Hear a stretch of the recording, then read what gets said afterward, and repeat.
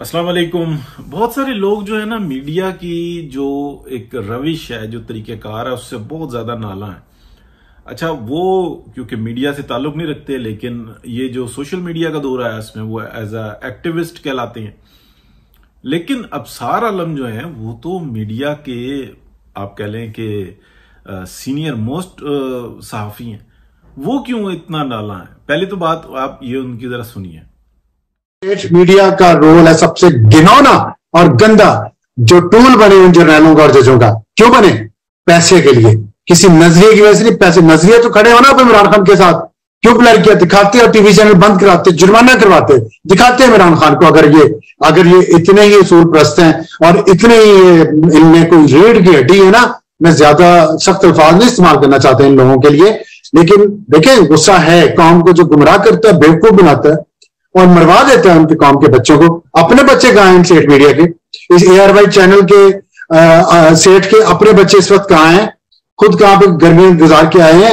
इनके एंकर्स कहां पे गर्मियां गुजारते हैं? पूछिए ना जरा इनको। इसमें सैलरीज है, सेठ अरबों कमा रहा है और ISPR के साथ मिलकर पैसा कमाया, फिल्में बनाई, ड्रामे बनाए, ISPR को निचोड़ा और फिर फौज के ऊपर हमला करवा दिया।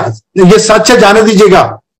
ISPR के DGs के साथ मिलकर निचोड़ते रहे, ISPR को पैसा निचोड़ते रहे।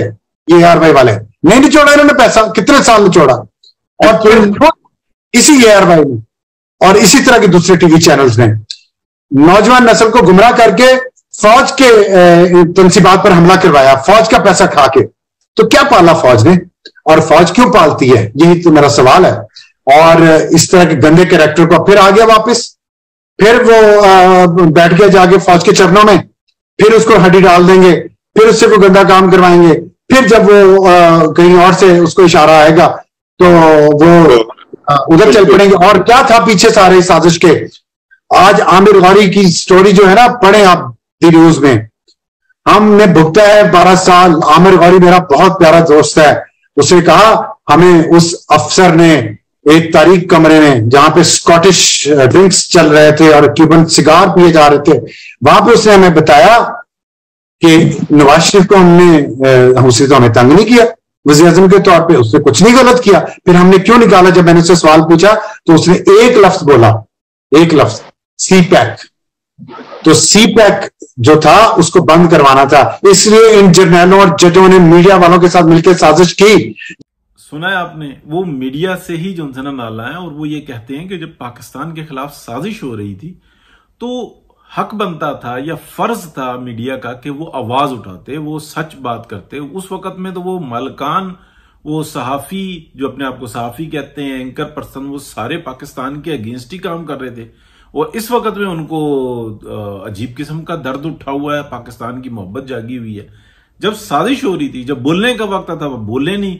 जब सब कुछ बिगड़ गया तो अब आप बता रहे हैं कि जनाब हम बड़े मुहब्बे वतन है, हमें बड़ा एहसास है। ये वो चीज है जो कि मैं अपने जबान से दोहराना नहीं चाहता। अफसार आलम साहब ने जितनी परफेक्टली बात की है, और वो बीच के बंदे हैं और वो उनसे कोई शिकायत भी नहीं की जा सकती। जब वो चेयरमैन पैमरा थे उस वक्त में उनको अगर कोई किसी ने कॉल्स की तो उन्होंने कॉल सुना दी, उन्होंने तो अपना फर्ज अदा किया, हक सच की बात की। तो बात को दोहराया भी नहीं जा सकता, परफेक्टली बात की। अब हम अपने अगले मौजू की तरफ आते हैं। पाकिस्तान में हम इस वक्त देख रहे हैं कि जो सियासत है वो यानी कि हमें स्पिन होती हुई नजर आ रही है। पहले हमें नजर आ रहा था कि पाकिस्तान के अंदर एक PDM की हुकूमत है, और PDM की हुकूमत जो है उसके अंदर PMLN मरकजी जमात है, उसके बाद हमें पीपल्स पार्टी नजर आती है, उसके बाद हमें JUI नजर आती है। लेकिन इस वक्त में अगर हम देखें तो ऐसा लग रहा है कि जैसे पीपल्स पार्टी, उसकी गिरफ्त जो है पूरी PDM पर मौजूद है। और कुछ दिन पहले ऐसा लग रहा था जैसे वो बिलावल को वजीर आज़म बनाने के चक्कर में है, उसके बाद ऐसा लग रहा था कि शायद वो शहबाज शरीफ साहब की कंटिन्यूएशन के चक्कर में है। लेकिन मौलाना फिर हमें एक दफा खामोश नजर आते हैं, यानी कि लेकिन खामोशी उनकी इस हद तक है कि वो जो PDM की पॉलिटिक्स है उसके अंदर वो खामोश नजर आते हैं या शिकायत करते नजर आते हैं, लेकिन उनका वो एक्टिव किरदार नहीं नजर आता जो कि एक एज अ PDM के सदर के होना चाहिए। पीपल्स पार्टी ये कहती है अब हम PDM से अलहदा हो चुके हुए हैं, हमारी सियासत अलहदा है। बुनियादी तौर पे वो ठीक कहते हैं। पीएमएलएन की सियासत क्या कह रही है? पीएमएलएन की सियासत ये कह रही है कि जो पीएमएलएन के रूहे रवां है, जो पीएमएलएन के कायद है, वो मियां मोहम्मद नवाज शरीफ है। जो कुछ सारे मामलात हुए वो उन्हीं की वजह से हुए। पाकिस्तान के अंदर जो पीएमएलएन की जो अवाम का एतमाद है वो मियां मोहम्मद नवाज शरीफ पर है, या उसके बाद मरियम नवाज शरीफ पर आता है। तो अब हसन अयूब जो है, जो एक सहाफी जबरदस्त किस्म के, आप उनकी भी बात जरा सुने। सर सबके लिए तो नहीं ना, मरियम नवाज से ज्यादा को नाजो नखर में पला है या नवाज से ज्यादा? मरियम नवाज जो है वो शेरनी है। अच्छा, मरियम नवाज साहिबा जब गिरफ्तार हुई थी तो मैं समझ रहा था कि बड़ा मुश्किल हो जाएगा, लेकिन आपने कहा कि नाजो नखरों में, तो मैंने कहा उन्होंने मर्दों को पीछे छोड़ दिया। मरियम नवाज जैसा कोई दूसरा वो एग्जांपल ना दे। मैंने बड़े बड़े मर्द देखे हैं जो फारग हुए हैं यार। मैं कहता हूँ लोगों ने मिसालें दी हैं कि मर्द का ना मर्द बनोगे तो लोग मरियम बनो, मरियम बने यार। मतलब क्या बात है यार। यानी आप देखें कि जिस दलेरी के साथ 2 मरतबा जेल काटी, और देखें जेल काट बंदा काट भी ले, ठीक है, फिर बाद में आगे ना लोग भीगी बिल्ली बन जाते हैं। वो जनाब आई तो दोबारा फिर वो शेरनी थी। उसने साबित किया कि मैं मर्दों से 1000 मर्द से मैं ज्यादा तगड़ी हूं। आप ये देखें यार क्या बात है। अच्छा, एक पीपल्स पार्टी के डाई हार्ड वर्कर, एक साबिक वफाकी वजीर के नवासे, जो जिए भुट्टो को नारा लगाने वाले, जिंदगी भर आंख खोली तो जिए भुट्टो को नारा लिखा। उस बंदे ने अल्लाह की कसम लंदन में मुझे कहा कि उन्होंने कहा यार 7 सलाम है ये मरियम नवाज शरीफ को। कहता है यार ये जो खातून है ये शेरनी है। मैंने कहा क्यों? कहता है यार किस तरीके से इसने जो है ना वो जेल काटी, और 2 मरतबा जेल काटी है। और दोबारा फिर जब मैप का मसला हुआ, जब पेशी पर जा रही थी, तो फिर जब उन्होंने आगे से वो वॉलेट किया और फिर उसने बताया कि मैं क्या हूं, तो वो 4थी मरतबा 3री मरतबा भी गिरफ्तार होने को तैयार थी और डर नहीं था उसको। तो ये बात है। वो मरियम नवाज की एग्जांपल मत दे सर। मरियम नवाज एक यूनिक केस है सर। मरियम नवाज जैसी जेल किसी ने काटी है नहीं। मरियम नवाज ने वो, मैं कहता हूं वो सब चीजें उन्होंने नाज नखरे चकरे सब पीछे छोड़ दिए ना। मरियम नवाज की वजह से मुस्लिम लीग नून में जान बची, फिर वो जिमनी इंतखाबात जीते।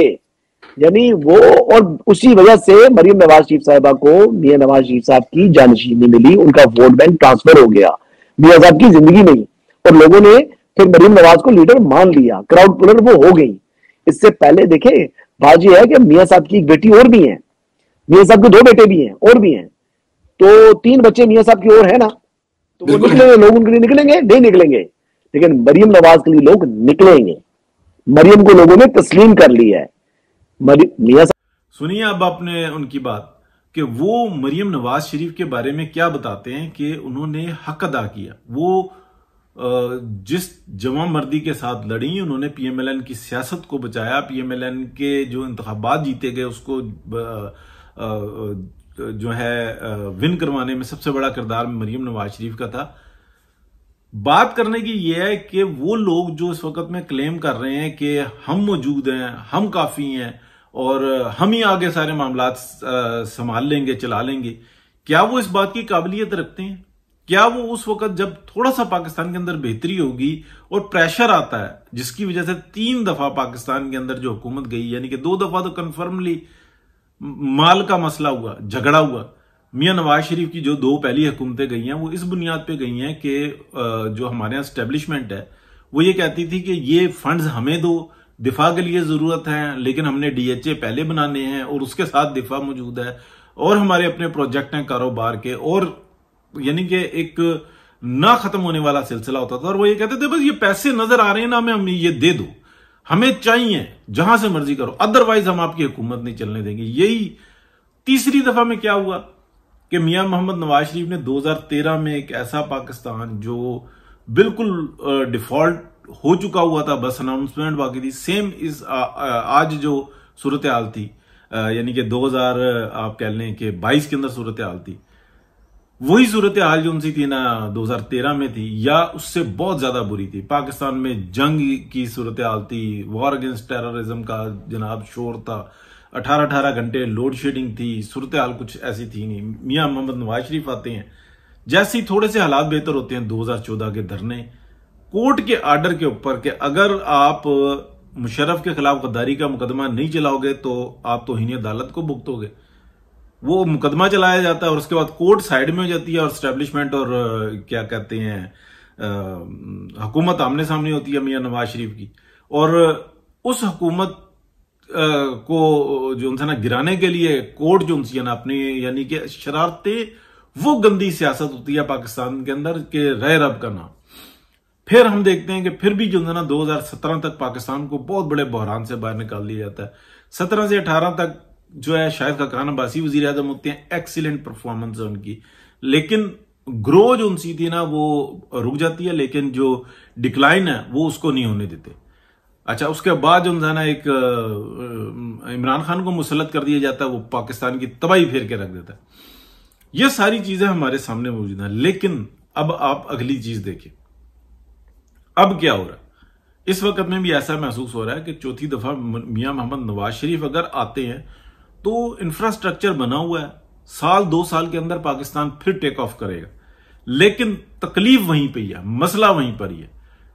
एस्टैब्लिशमेंट में ये कहते थे ना कि जनाब अब हमने 12-15 साल तो जनाब बिल्कुल नजदीक नहीं आना, अभी सिर्फ डिफॉल्ट की सूरत हाल से बाहर आए हैं। पूरे जनाब सर के बालों से लेके पैर के नखूनों तक सियासत के अंदर इन्वॉल्व है। कारोबार ये जनाब वो दे रहे हैं, मीशत के प्लान दे रहे हैं, शहबाज शरीफ साहब को आगे रखा हुआ है। अगर शहबाज शरीफ साहब के पीछे से मियां नवाज शरीफ हट जाते हैं तो सूरत हाल क्या होगी? क्या एतमाद है पाकिस्तान की अवाम का शहबाज शरीफ साहब के पास? नहीं है। तो आप देखें कि ये तजर्बात भी कौन कर रहा है। बड़ी तकलीफ के साथ मैं आखिर में बात करूंगा और अपनी बात को खत्म करूंगा, ये सारी बातें अधूरी हैं।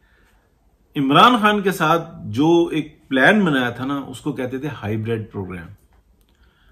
अभी ये जो दूसरा प्रोग्राम बन रहा है ना कि शहबाज शरीफ साहब को ले आएंगे और हम जनाब पीएमएलएन की ताकत को इस्तेमाल करेंगे, मियां नवाज शरीफ को बाहर रखेंगे और जलसे जुलूसों के लिए मरीम नवाज शरीफ को आगे रखेंगे, और पंजाब में मेरा बेटा हमजा शहबाज और वजीर आजम के तौर पे जनाब मैं शहबाज शरीफ।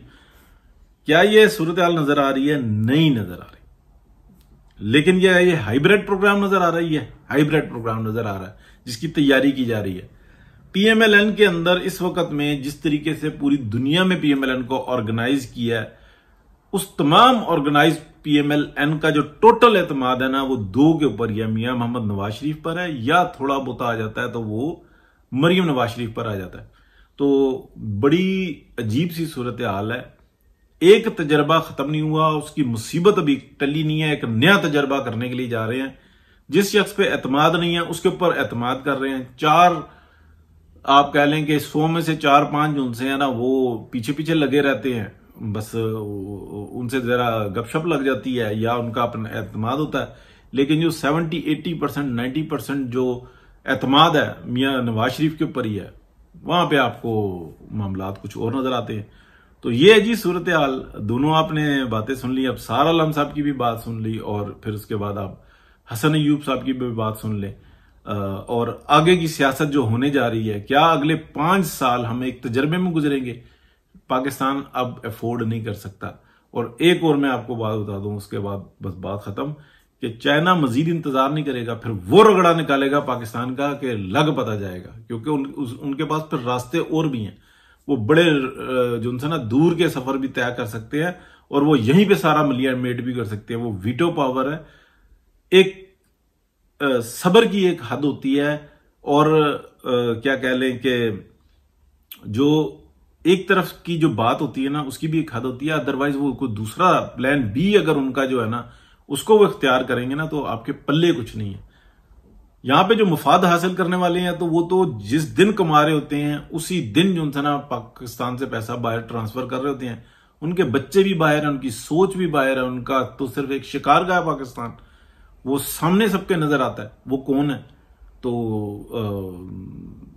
अब आप समझें कि फिर उनको तो नहीं, उनकी जात पे कोई नहीं फर्क पड़ता। उनको क्या है कि पाकिस्तान में क्या है क्या नहीं है। चंद एक कोठियां जिनमें वो याशी करते हैं, उनको पता है टिकट कटाने हमने बाहर जाना है, टिकट भी नहीं कटाने उनके लिए तो जहाज ही रेडी है।